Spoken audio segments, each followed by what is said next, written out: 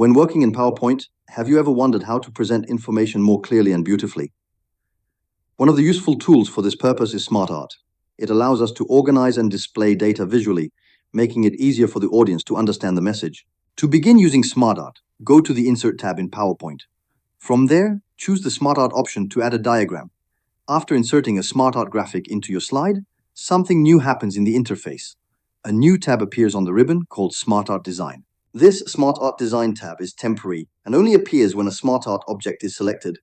It provides various tools to customize the inserted diagram.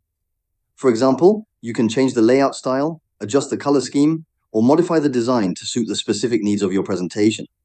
These adjustments help make the information clearer and visually more appealing. In summary, the SmartArt Design tab becomes available when you select a SmartArt diagram in your slide.